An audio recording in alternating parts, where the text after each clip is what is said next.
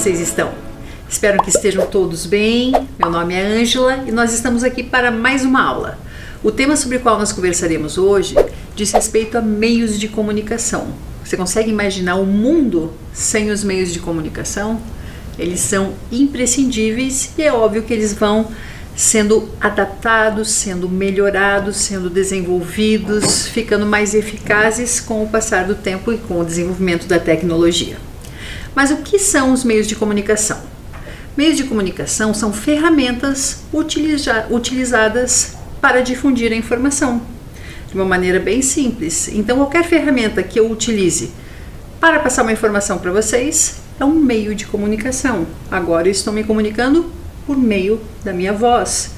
Aqui eu estou me comunicando por meio do slide. Enfim, são diversos meios de comunicação e a gente tem todas aquelas ferramentas, aqueles aparelhos que nos auxiliam em relação a essas informações. Se a gente pensar em relação a isso, nós podemos pensar que em relação com o desenvolvimento da ciência, das tecnologias, os meios de comunicação têm avançado rapidamente, facilitando a difusão de informações no mundo. Se a gente pensar, por exemplo, algumas décadas atrás, não existia transmissão ao vivo, então levava tempo para uma notícia chegar. É lógico que isso já faz bastante tempo e atualmente a gente consegue acompanhar eventos, seja visualizando, seja escutando, seja conversando com alguém em tempo real, que é a comunicação ao vivo. Imprescindível e acho que a gente não consegue imaginar isso não acontecendo mais. É óbvio que com isso as informações são vinculadas de uma maneira muito mais eficaz, muito mais rápida, com uma grande qualidade de som e imagem. Obviamente isso vai ficando a cada ano melhor por causa da tecnologia, por causa de novas descobertas, por causa do aprimoramento que o tempo e os estudos permitem. Se a gente pensar sobre essa temática, a gente tem que falar sobre os meios de comunicação de diversos modos, mas entre eles em relação ao meio de comunicação individual e os meios de comunicação em massa. No momento que você encaminha uma mensagem para alguém pelo seu telefone, o que é isso? É um meio de comunicação individual, se você estiver se comunicando com uma pessoa. Daí tem a comunicação por grupos e a gente pensar em relação àqueles meios de comunicação em massa, que podem chegar a milhões, às vezes até a bilhões de pessoas, que é o caso de jornais, caso de rádio, caso de televisão, caso de internet, caso de revistas, enfim. Eles alcançam pessoas no mundo todo. Então a abrangência é muito grande. E da mesma forma, quando você está falando com uma pessoa, escrevendo para uma pessoa, aquilo é um meio de comunicação individual. Até aqui tudo bem? A temática é muito grande, tem muitos aspectos sobre os quais nós podemos conversar. Eu vou fazer de uma maneira breve aqui, tentar passar um pouquinho sobre a história dos meios de comunicação.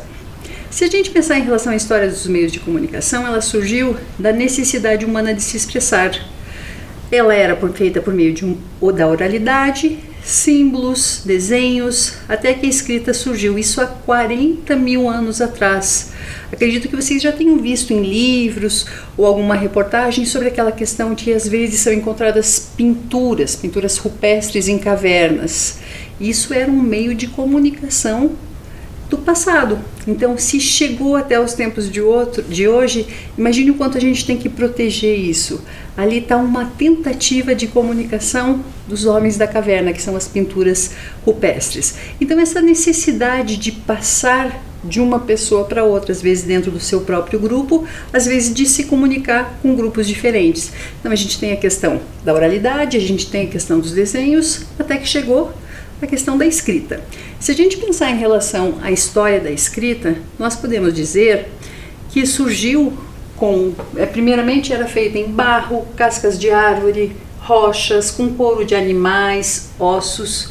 E daí a gente tem, em 2500 a.C., os egípcios começaram a escrever em papiro. Papiro, não sei se vocês sabem, é um tipo de planta. Depois surgiram os pergaminhos, que eram mais duradouros, que eram feitos com pele de animais, fabricados desde a antiguidade. E a gente teve no século XV a criação da prensa, o que de certa forma, a gente já vai falar um pouquinho sobre isso, revolucionou os meios de comunicação. Mas agora eu quero mostrar um vídeo para vocês que traz um pouquinho dessa história. Acompanhem comigo. Hoje nós estamos acostumados à rapidez da internet e à facilidade e praticidade do aparelho celular, mas nem sempre foi assim. Quem visitar essa exposição aqui no Ministério das Comunicações vai ver, por exemplo, os primeiros aparelhos telefônicos celulares usados aqui no Brasil, que eram chamados até de tijolões. Também é possível ver o antigo telefone de candelabro, aquele que tinha um discador, e também uma cabine telefônica de 1917. Quem fala um pouquinho sobre essa exposição que mostra a evolução das comunicações do Brasil é o secretário executivo do Ministério das Comunicações, César Alvarez. De onde vem todo esse acervo? Primeiro vem da origem desse ministério, que é a Empresa Brasileira de Correios e Telégrafos, nos Correios, do próprio Ministério, da Anatel e até de colecionadores e antiquários de Brasília que colaboraram com a exposição. E nessa data, por que é importante a gente conhecer toda essa história das comunicações? Porque algumas vezes a gente naturaliza e pensa que essas modernas comunicações não tiveram uma transformação, uma evolução, e a importância dela para a comunicação e o direito à informação. Então, mostrar os aparelhos, as tecnologias que sustentaram é importante até para vermos a sua evolução e o significado hoje do pequeno celular. E hoje, um assunto muito tratado pelo Ministério é a universalização desse direito, né? As telecomunicações, a internet banda larga. Do direito à telefonia fixa e à qualidade, daí para o celular, daí para dados, daí para as distintas transmissões, a capacidade de recepção e a imagem em particular, isto é um conjunto de políticas públicas onde a banda larga é parte desta política e estamos trabalhando numa combinação de regulação e políticas de facilitar preço, acesso e qualidade. Obrigada pela entrevista. Renata, vamos mostrar mais um pouquinho algumas curiosidades dessa exposição que fica aqui no Ministério das Comunicações até o dia 18 de maio. Aqui, por exemplo, a gente tem um aparelho de telex que era usado na década de 60 e que foi cedido pelo Museu Nacional dos Correios. A gente pode ver também uma televisão, um aparelho de televisão da década de 50, que não era colorido, era preto e branco, e também uma câmera de estúdio de TV que era usada na década de 80. Aqui a gente já está na parte mais moderna da exposição, os aparelhos usados atualmente, até mesmo pela população, na sua casa. A gente tem aqui os aparelhos de MP3, onde é possível reproduzir música e vídeo. Renata, lembrando então que quem quiser conhecer essa exposição aqui no Ministério das Comunicações, pode visitar aqui em Brasília até o dia 18 de maio. Interessante, né? Então, se a gente pensar, teve muita tecnologia envolvida, mas um dos primeiros instrumentos de comunicação, meios de comunicação, ferramentas de comunicação, que de certa forma revolucionou o mundo, foi a invenção da prensa. O que é a prensa? A prensa foi inventada no século XV por Johann Gutenberg. Ele é um alemão e foi o primeiro a usar a prensa e os tipos móveis de metal, as letras de metal, que de certa forma revolucionaram a técnica de impressão. Mudou a história da leitura e da circulação de ideias em escala mundial. Se a gente pensar, a prensa nada mais é diversos tipos, ou seja, letras que elas eram colocadas, organizadas, e daí aquilo era apertado, prensado, e de certa forma ele conseguia imprimir, marcar folhas de papel e numa quantidade muito grande. Então, que no passado, de certa forma, tinha que ser em pouca quantidade, uma pessoa fazendo um de cada vez, a prensa revolucionou por causa disso.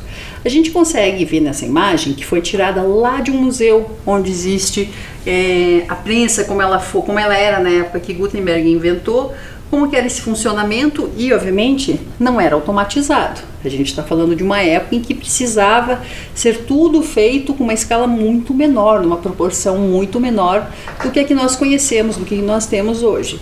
Então, por isso revolucionou. Se a gente pensar em relação aos meios de comunicação escritos, como por exemplo, o jornal, sem a prensa não seria isso viável, ele não seria viável. Então, primeiramente, quando ele surgiu em Roma, eram na verdade placas expostas em locais públicos com alguma informação para o público, com algum desenho, alguma data, sobre alguma coisa importante que o público que passava nesses locais em frente às placas conseguia visualizar. Depois, com a invenção da prensa, que a gente falou agora, por um alemão chamado Gutenberg, os jornais começaram a surgir como publicações periódicas. Primeiro, eles surgiam na Europa, em países da Europa, de certa forma com publicações de assuntos variados. Eram jornais impressos e as pessoas compravam. Se a gente pensar, obviamente a história do jornal passou por inúmeras fases entre todos esses anos. Atualmente, eu acho que os jornais impressos estão se tornando obsoletos. O que quer dizer obsoleto? Eles estão sendo muito pouco utilizados. Por quê? Porque a cada dia, a cada ano, as pessoas estão lendo o jornal, mas de modo online, seja por meio do celular, do computador. O jornal impresso tem muitos deles que já deixaram de existir. Até aqui tudo bem? Outro meio de comunicação bem importante, impresso, é a revista. E nesse slide vocês conseguem ver a primeira revista publicada no Brasil. O que a gente pode falar em relação à revista? Primeiro, ela surgiu na Alemanha em 1663. E ela continha alguns assuntos específicos e coletâneas de textos, em sua grande maioria eram textos com caráter didático. No início do século XIX, começaram a aparecer revistas com interesses gerais, algumas com entretenimento, outras questões da vida familiar, algumas com assuntos científicos. E em 1812 surgiu a primeira revista feita no Brasil, que foi publicada em Salvador.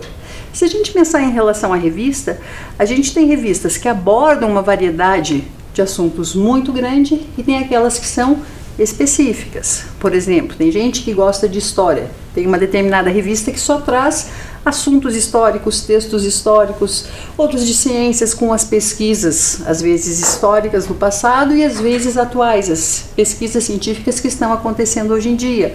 Jardinagem, decoração de casa, beleza, enfim, os assuntos mais variados possíveis. Da mesma maneira que está acontecendo com os jornais, no sentido deles ficarem, o jornal impresso estar cada vez mais obsoleto, ou seja, estar dando lugar ao jornal lido por meios digitais, lidos online, no celular, computador, como eu disse, as revistas também. Muitas delas estão a cada ano sendo menos vendidas em sua forma impressa, porque as pessoas estão lendo o seu formato digital. O próximo assunto que a gente vai abordar diz respeito a correios. Você já entrou em uma agência de correio? Você já encaminhou uma carta para alguém, escreveu uma carta para alguém, encaminhou um pacote com alguma coisa para alguém? Porque se a gente pensar, o correio é extremamente importante até os dias de hoje. No passado, é lógico que as configurações, as funções eram diferenciadas. No passado era muito comum uma pessoa se comunicar com outra por meio de carta via correio, que daí era entregue para essa pessoa. Atualmente, como a gente utiliza celular para mandar mensagens, a gente tem o celular ou computador para mandar e-mails, que a pessoa recebe na mesma hora, no mesmo momento, é só ter acesso à internet. As cartas atualmente são algo muito raro de uma pessoa receber uma carta escrita por outra pessoa para ela. Então isso é uma raridade hoje em dia. Mas obviamente o serviço de correios é importantíssimo por questão de envio e recebimento de mercadorias, de produtos. Durante a pandemia a gente teve muitos estabelecimentos, muitas lojas que estiveram fechadas. Então o papel do correio foi imprescindível. Por quê? Porque muitas pessoas, para não sair de casa, por sua proteção, compravam online e daí o correio entregava diretamente na casa das pessoas. Mas vocês estão vendo nesse slide a imagem de um pombo. Por que o pombo está aí? Se a gente pensar, não sei se vocês já ouviram falar em relação a pombo-correio. O que é o pombo-correio? No passado ele era um meio de comunicação bem utilizado, que eram pombos treinados que levavam de certa forma, a gente não tinha o serviço de correio como de carteiros, como a gente conhece hoje em dia. Mas o que acontecia? Recados, muitas vezes, segredos que poucas pessoas poderiam ter acesso, ou entre aspas, às vezes para líderes de estados, presidentes, reis, enfim, era colocado escrito um recado e colocado preso na patinha do pombo. Quando o pombo voava, ele conseguia ir até o seu destino. Aí você pode se perguntar, mas como que acontece isso? O pombo tem um GPS, alguma coisa? Não, de certa forma eram pombos treinados. Vou dar um exemplo para vocês. Faz de conta que eu quero que um pombo entregue recados aqui onde eu estou agora. Eu vou criar, alimentar, cuidar desse pombo nesse local. E daí eu vou a cada dia levando ele um pouquinho mais para longe. Então, da esquina, ele vai voltar para cá. Depois 2 quadras, ele vai voltar para cá. Depois 3 quadras, ou seja, ele sempre volta ao local onde ele foi criado. Então, muitas vezes acontecia, por exemplo, num castelo, numa fortaleza, na casa de alguém que precisava dessa troca de recados via pombo-correio, deles terem diversos animais treinados que sempre voltariam àquele lugar. Então eles soltavam e iam para longe. Depois eles iam mandar notícias deles ou de algum fato histórico, de alguma curiosidade, via esse animal que sempre voltaria para aquele lugar. Interessante, né? Mas como eu estava falando, em relação à função dos correios, ela continua sendo importantíssima nos dias de hoje, por causa das entregas que nós recebemos em casa. Talvez no sentido de carta individual, não, mas no sentido de encomendas, de compras, são imprescindíveis, às vezes com coisas compradas na nossa própria cidade, no nosso próprio país, e às vezes em qualquer lugar do mundo. Então as distâncias que a gente pode, para as quais a gente pode mandar alguma coisa, são, acredito eu, a maioria dos países do mundo. É lógico que alguns levam mais tempo para essa encomenda, para esse produto, para essa carta chegar, pela questão de dificuldade de acesso, às vezes pela questão de distância, às vezes pelo tipo de meio de transporte que vai ser encaminhado. A gente sabe que quando as cargas são grandes, muitas vezes elas são encaminhadas por navio. Quando são embalagens pequenas, às vezes para ser mais rápido, facilitar, é por avião. Enfim, os meios são inúmeros, mas o correio continua sendo imprescindível e importantíssimo nos dias de hoje. Falando agora sobre outro meio de comunicação bem importante na história, e acredito que esse vocês não conheçam, que é o telégrafo. O que é o telégrafo? O telégrafo foi utilizado principalmente no século XVIII e foi um sistema de transmissão e recepção de mensagens. Ele conseguia enviar mensagens a longas distâncias. Então, de certa forma, o telégrafo teve uma grande importância, que foi um dos primeiros sistemas modernos de comunicação. Não sei se vocês já ouviram falar em código Morse, mas também era utilizado de uma maneira bem importante para mandar mensagens. Não esqueçam que a gente está falando de uma época em que não havia o correio tradicional como a gente conhece hoje, não havia outros meios de mandar uma mensagem, seja de meio virtual, seja de meio de internet, seja por meio de uma mensagem que chegasse rápido. Então o telégrafo, de certa forma, por conseguir encaminhar mensagens a longa distância, ele também foi muito importante para a história dos meios de comunicação. E agora a gente chega em um meio de comunicação que eu tenho certeza que todos vocês conhecem, que ele existe há bastante tempo e ainda é muito importante nos dias de hoje também, que é o rádio. Se a gente pensar em relação ao rádio, ele foi inventado em 1896 e há diversas pessoas associadas à invenção do rádio, até mesmo um brasileiro chamado Roberto Landel de Moura, mas geralmente ele é associado ao físico italiano Guglielmo Marconi. E de certa forma, o rádio é um transmissor de sinais sem fio. Quando eu falo que ele é importante até os dias de hoje, quando ele surgiu, muitas vezes, obviamente, quando ele surgiu, não eram muitas casas, muitas famílias que tinham acesso ao rádio. Então as pessoas se reuniam para ficar sentadas em volta do rádio para escutar as notícias. Em relação, a gente tem muitos fatos históricos que utilizaram-se do rádio para comunicar a população e às vezes para se comunicar, no sentido assim de pessoas que utilizaram uma frequência específica para mandar sinais, por exemplo, durante a guerra. Se a gente pensar em relação à história da rádio, a gente tem uma das primeiras transmissões lá nos Estados Unidos. O que aconteceu? Em 1920, uma estação nos Estados Unidos iniciou o broadcast. O que é broadcasting? Broadcast é a transmissão de um emissor para múltiplos receptores, ou seja, tinha um emissor que mandava o sinal para diversos receptores, e assim começou o rádio a ser difundido. Se a gente pensar em relação à importância do rádio, a gente tem toda uma história. Primeiro, ele é associado a entretenimento, porque era muito importante, principalmente antes do advento ou da importância da televisão, a gente tinha a questão das radionovelas, ou seja, como não tinha imagem, havia novelas que eram narradas por meio do áudio, as pessoas conversavam no microfone e aquilo era transmitido, além das músicas. Além disso, foi um instrumento bem importante de comunicação durante os períodos de guerra.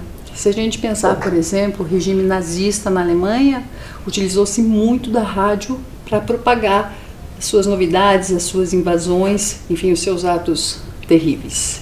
Se a gente pensar em relação ao rádio aqui no Brasil, a gente tem até algo que é conhecido como a era do rádio.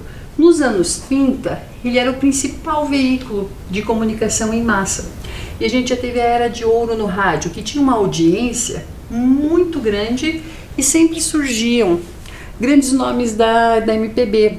Vocês, quem seja mais jovem nunca ouviu falar, mas quem sabe, pessoas de mais idade com certeza ouviram falar em Ari Barroso, Dalva de Oliveira, Orlando Silva e tantos outros. Eles eram celebridades que ficaram conhecidas por meio das rádios, por meio das suas músicas tocadas na rádio.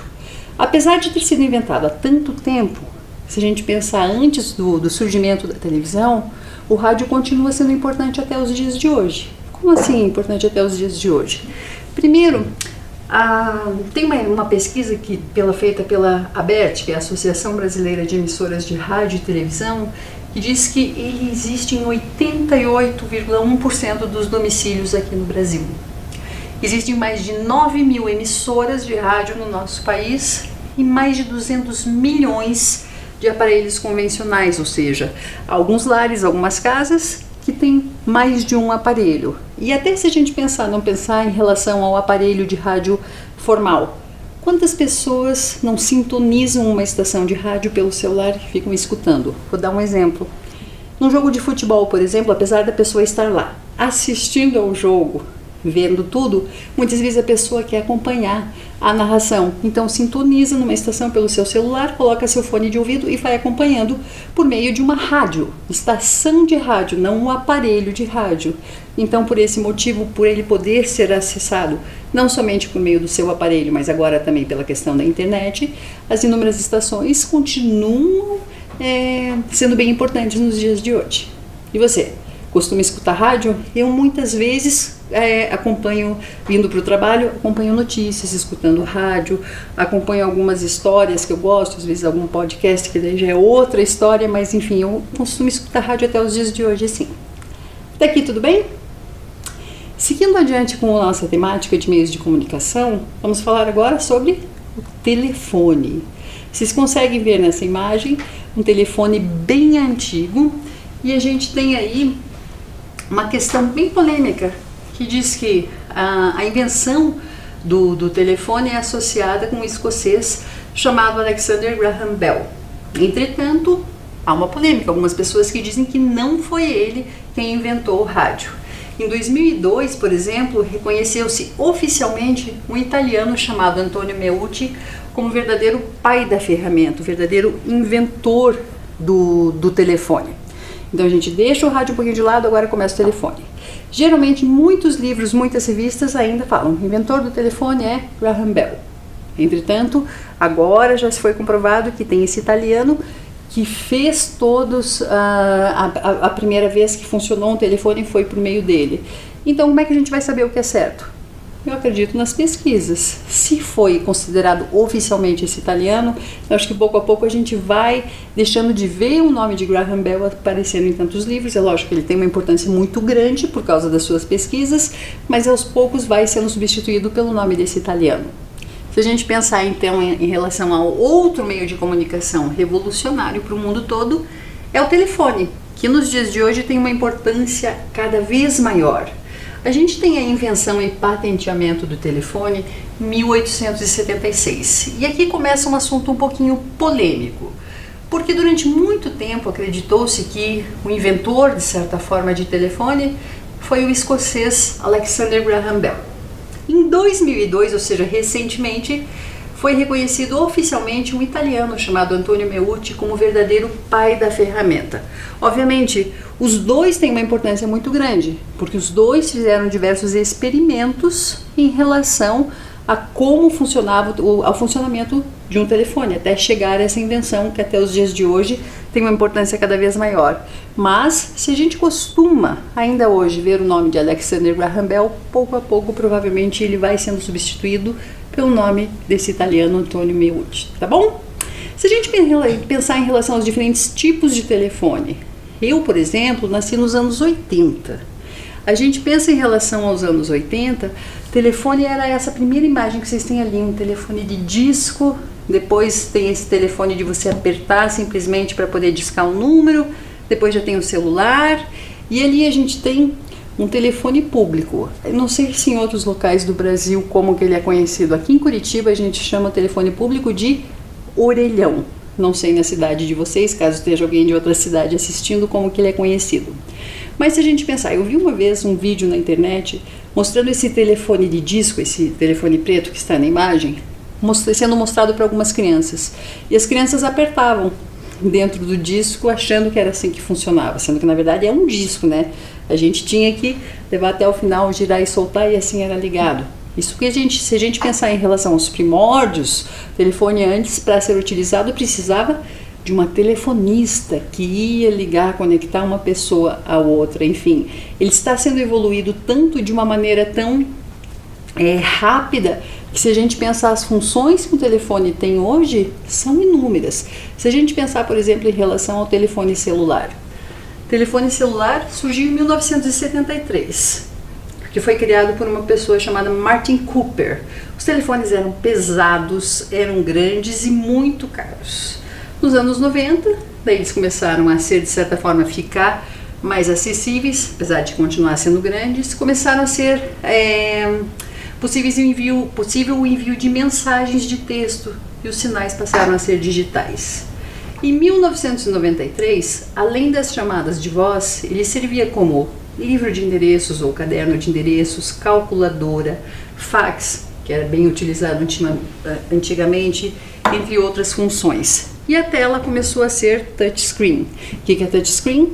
É aquela tela, porque antes a gente tinha o teclado. Depois começou a ser possível escrever, digitar, enfim, utilizar por meio da própria tela. Se a gente pensar ainda em relação à telefonia celular, são tantas as coisas que estão aparecendo. Por exemplo, a gente tinha a tecnologia de Bluetooth, que era uma conexão sem fio entre aparelhos. Então aí vocês conseguem ver nessa imagem diversos outros tipos de aparelho que vão surgindo ao redor do tempo. Aqui eles deixam de ser tão grandes e começam a ficar menores e com mais funções. Por exemplo, em 1999 era possível mandar mensagens, acessar e-mails, páginas da internet. Nos anos 2000 surgiu o smartphone, com câmeras integradas, redes variadas, rede digital. E daí começou a ser possível navegar na internet, ler e editar arquivos rapidamente, ler livros, surgiu o Bluetooth para você fazer essa troca com as pessoas, ou seja, as funcionalidades do celular deixaram de ser simplesmente a de telefone. Qual é a função primordial de um telefone quando a gente pensa na origem dele? Era você ligar para uma pessoa, conversar com essa pessoa e acabou. Não sei em relação a vocês, mas eu acho que para mim, por exemplo, essa era uma das funções pouco utilizadas por mim pelo meu celular. Quando eu quero falar com alguém, eu mando uma mensagem, eu gravo um áudio. Não sou muito de gravar áudio, prefiro digitar mensagem, mas enfim, muito mais do que ligar para uma pessoa.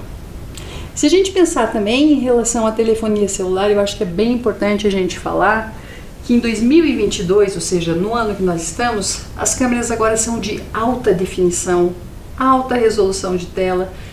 A troca de informações é muito rápida, pois o acesso à internet melhorou, e há inúmeras outras funcionalidades.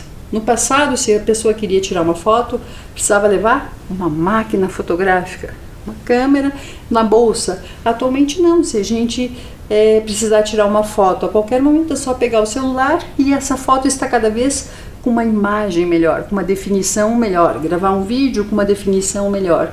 Então o celular, de certa forma, está importantíssimo, cada vez a importância dele no nosso cotidiano é maior, e cada vez mais moderno, mais rápido, com mais, de certa forma, funcionalidades. A gente vai assistir a um vídeo que é extremamente importante. Por que eu falo extremamente importante? Porque nós precisamos ter uma consciência ecológica, a gente tem que pensar em relação ao desenvolvimento sustentável, em relação à consciência ambiental para o planeta. Se a gente tem um acesso tão grande a celular, e tem pessoas que gostam de trocar de celular a cada ano, a cada 2 anos, o que é feito com esse celular? Vocês já pensaram na questão ambiental associada a isso? E é isso que esse vídeo vai mostrar pra gente. Assistam com atenção. O telefone celular está nos bolsos, nas mãos, nos ouvidos e na cabeça de todo mundo. No Brasil, em 2011, já são mais de 210 milhões de aparelhos ativos. Como o país tem 190 milhões de habitantes, essa conta dá, em média, mais de um celular por pessoa. E de onde vem tanto celular? Vem de uma série de recursos extraídos da natureza e que passam por um longo processo de transformação até chegar em nossas mãos. Para produzir o celular, são usados o plástico, que vem do petróleo, e também a cerâmica e vários metais como cobre, níquel e zinco. Tudo isso passa por um processo industrial que, além dos recursos naturais, consome água, energia elétrica, combustíveis e, muitas vezes, causa danos ao meio ambiente e à saúde humana. Nas fábricas, profissionais especializados usam os plásticos, os metais e a cerâmica para produzir os componentes principais do celular: os circuitos, os fios, a tela de cristal líquido, a bateria e a caixa plástica ou de metal. Esses componentes têm que ser transportados até a fábrica que monta os celulares e que pode ficar bem longe de onde tudo começou.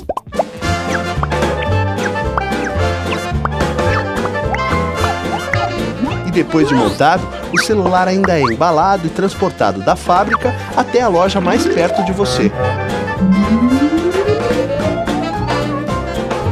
Então, esse celular é colocado numa vitrine chamativa e aparece em anúncios e comerciais de TV. Tanta propaganda é feita para que as pessoas fiquem com vontade de ter sempre novos modelos de celular e, com isso, acabam jogando fora o celular antigo.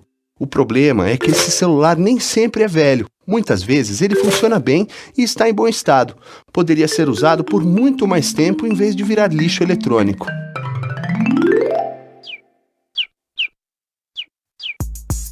O lixo eletrônico pode ser muito prejudicial ao meio ambiente. Se vão parar em um lixão, os metais pesados da bateria e dos componentes do celular descartado podem penetrar na terra e chegar até a água dos lençóis freáticos. E se o lixo eletrônico for queimado, contribuirá para poluir a atmosfera. Nos dois casos, causam poluição do solo, da água e do ar com elementos muito tóxicos que provocam danos ao ambiente e sérios problemas de saúde. A opção é levar o celular a um posto de coleta especializado, de onde ele será encaminhado para a reciclagem de seus componentes. Ainda assim, vale lembrar que, na produção do celular, são usados recursos naturais que um dia podem chegar ao fim, como vários minérios e o petróleo, que deveriam ser preservados para usos mais nobres do que a fabricação de um produto que vai para o lixo quando ainda está bom. E ainda há outras coisas importantes que todo consumidor consciente precisa pensar antes de trocar um celular. Se o aparelho está funcionando perfeitamente, por que comprar um celular novo? Especialmente considerando que, se não trocarmos o celular, evitamos o uso de recursos naturais, a poluição e possíveis problemas de saúde. Mas olha só, é claro que, quando bem utilizado, o celular é muito prático e útil. Com ele, podemos nos comunicar com a família e com os amigos e usar também como instrumento de trabalho. Mas precisamos lembrar que são aparelhos duráveis e que não precisam ser trocados a cada vez que aparece um modelo mais novo. Isso é consumo consciente. É o consumo que procura não desperdiçar e busca gerar consequências positivas para cada um de nós, para o meio ambiente e para a sociedade. Ajude a espalhar essa ideia e trazer mais amigos para a turma dos consumidores conscientes.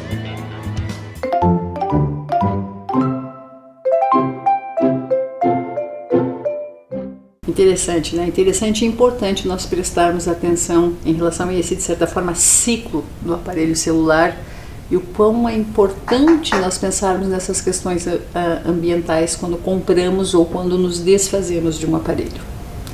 E agora a gente chega ao último meio de comunicação sobre o qual nós conversaremos na aula de hoje, que é a televisão.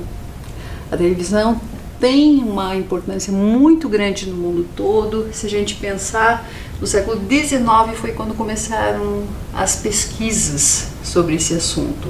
Em 1920 surgiu o primeiro modelo, em 1923 um russo chamado Vladimir Zworykin, não sei se a pronúncia é essa, desenvolveu um tubo de imagem.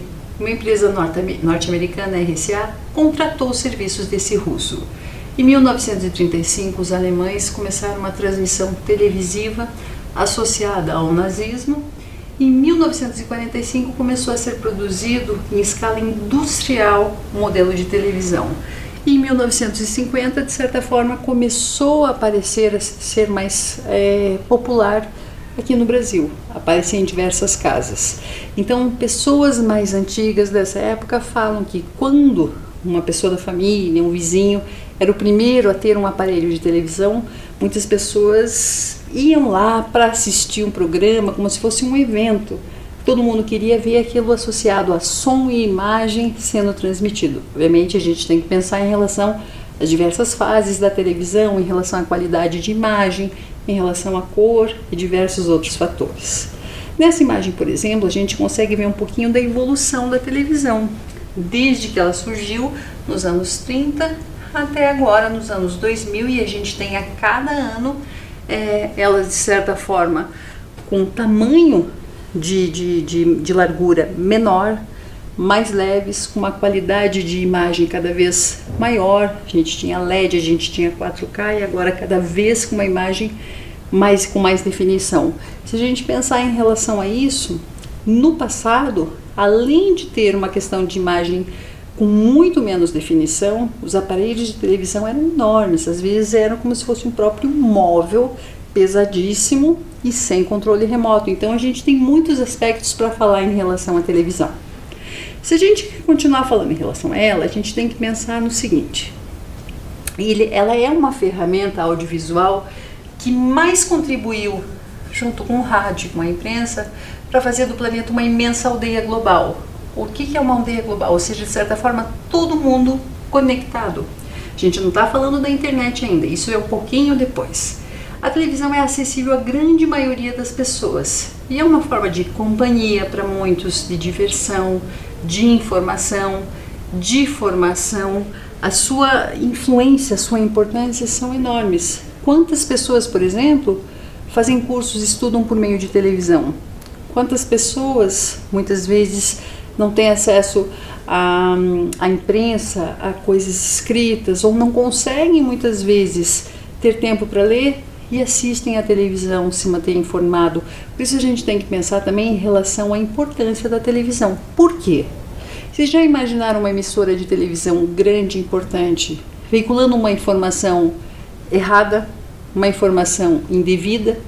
O quanto mal isso pode trazer para uma população em relação até à guerra, em relação a preconceito, em relação a muitos malefícios. A gente pode acabar com a vida de uma pessoa ou acabar de certa forma com a história de uma empresa, enfim, não importa, por causa de uma notícia tendenciosa ou de uma notícia que não seja verdadeira. Então a gente tem que pensar também qual é o canal, qual é a emissora, qual é o programa de televisão que nós estamos assistindo.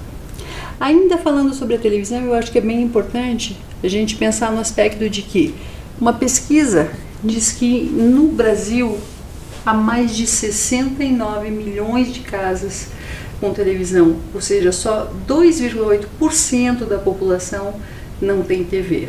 E o IBGE disse essa informação recentemente, de certa forma, em 2016. Se a gente pensar, menos de 3% das pessoas no Brasil não têm televisão, então quer dizer que 97% das pessoas têm e provavelmente assistem com uma certa frequência. Então a importância que ela tem nos dias de hoje, acredito que seja um dos meios de comunicação mais utilizados, mais importante e que mais influenciam a nossa vida. A gente poderia ainda falar bastante sobre a questão do surgimento da internet, dos computadores, das redes sociais que tantas pessoas acessam diariamente, da importância que ela tem na vida das pessoas, do tempo gasto pelas pessoas em relação à internet no dia a dia, a questão da influência também de fake news, ou seja, notícias falsas, enfim, tem uma variedade muito grande de em relação aos meios de comunicação que surgiu com a internet. E, obviamente, se a gente pensar o acesso à internet cada vez mais rápido, cada vez com uma variedade maior de canais, de redes, isso dá assunto para uma outra aula. Então, por hoje a gente vai ficar por aqui, tá certo?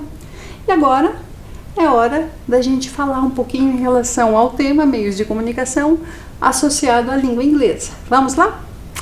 Então, primeiro a gente vai ver sobre alguns sobre os quais nós falamos hoje. Depois nós vamos associá-los com frases, contextos diversos. Então, se a gente pensar em relação ao primeiro, acompanhe comigo. Newspaper. O que será que é newspaper? Tá lá, eu não vou traduzir porque a imagem é autoexplicativa, né? Então acompanhem comigo e mentalmente repitam, porque é importante para a gente pensar em relação ao som dele. Então, mesmo que você não fale em voz alta, na sua cabeça, repita comigo. Newspaper, newspaper. Magazine, magazine, magazine. Radio, radio, radio. Telephone, cell phone, mobile phone, enfim, há diversos modos de se falar, ok? Vamos falar o mais comum. Telephone, telephone, cell phone, cell phone. Television or TV, television or TV. Até aqui tudo bem? Espero que esteja tranquilo. Mas aqui a gente viu as palavrinhas soltas de alguns dos meios de comunicação. Vamos ver associados com algumas ações. Por exemplo, newspaper. O que a gente faz com newspaper? Read the newspaper. Read the newspaper. Leia o jornal, ok? I read the newspaper. Eu leio o jornal. We read the newspaper. Nós lemos o jornal. Então, we read the newspaper. Relação a magazine, mesma coisa, né? Read a magazine. Read a magazine. Read a magazine. Radio. Listen to the radio. Listen to the radio. Listen to the radio. É escutar rádio. Listen to the radio. Quem sabe tem algumas pessoas que têm o hábito de traduzir. Traduzindo listen to, puxa vida, não faz muito sentido. Simplesmente grave. Listen to the radio. Escute rádio, ok? I listen to the radio every day. Eu escuto rádio todos os dias. I listen to the radio every week. Escuto rádio toda semana, ok? Então vai variando. Listen to, escutar. Próximo. Telefone. O que a gente faz em relação ao telefone? Poderia ser tantas coisas. We use the telephone. We talk to people on the telephone. We call using the telephone. Enfim, poderiam ser diversas ações. Television. We watch television. Watch television. Or watch TV. Watch TV. Watch, assistir. I watch TV. Eu assisto TV. We watch TV. Nós assistimos TV. I watch television. We watch television. De certa forma, até aqui tudo bem? Só para a gente praticar um pouquinho, obviamente, os professores de vocês vão trabalhar com essas palavras, com essas expressões e outras de uma maneira mais diferente. Vamos para a nossa atividade? A primeira atividade é bem sobre isso que eu estava falando agora. Eu vou dar um tempinho para vocês para associar a ação com o meio de comunicação. Vamos lá.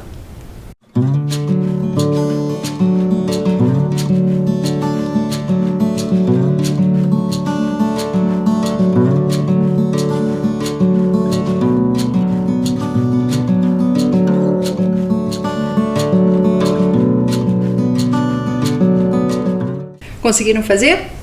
Vamos lá, conferindo rapidinho. O primeiro deles, watch. Watch TV. Watch TV. Segundo, listen to. Listen to the radio. Listen to the radio. Read. Read a magazine. Read a magazine. Read newspaper. E o último, cell phone. We use the cell phone. Espero que tenham acertado. A gente tinha que falar de uma maneira bem rapidinha, é um assunto muito vasto. E por hoje eu fico por aqui. Até a próxima. Tchau, tchau.